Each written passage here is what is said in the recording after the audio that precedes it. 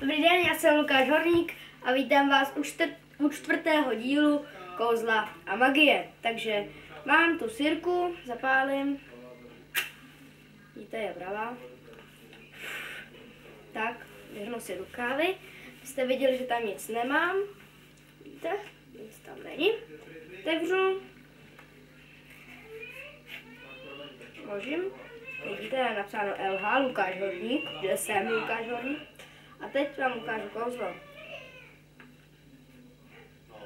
Myslím na to, aby se dostala pryč.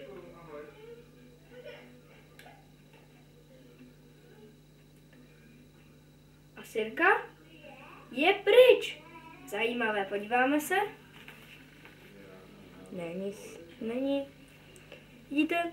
Není. A teď se ji pokusíme dostat zase zpátky.